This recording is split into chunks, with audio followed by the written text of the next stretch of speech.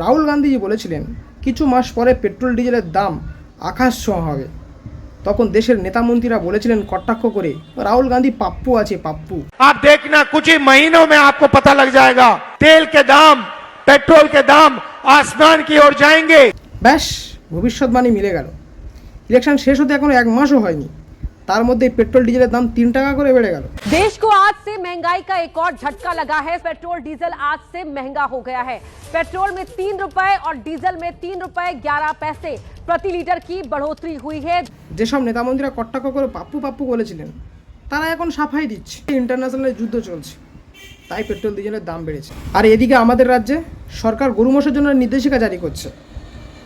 Petrol diesel নিয়ে কোনো কথা বলছে না, মহঙ্গাই নিয়ে কোনো কথা বলছে না। তারা গরু মোষের সার্টিফিকেট দিচ্ছে, জন্ম সার্টিফিকেট। কারণ 14 বছর বয়সের বেশি হলে গরু কাটতে দেবে, আর তার থেকে কম হলে কাটতে দেবে না। আর আমি বলি, গরু মোষ নিয়ে রাজনীতি বন্ধ করে একটু মহঙ্গাইয়ের দিকে ধ্যান দিন। গরু মোষটা কাটা পুরোপুরি বন্ধ করে দিন, তাতে আমরাও খুশি হব। কারণ গরু মোষের চক্করে পড়ে মানুষের আলু পটল কেনা বন্ধ হয়ে যাবে, ওষুধ কেনা বন্ধ হয়ে যাবে, যা দাম বাড়ছে প্রত্যেকটা জিনিসের। তাই সরকারকে বলবো সেদিকে একটু ধ্যান দিন।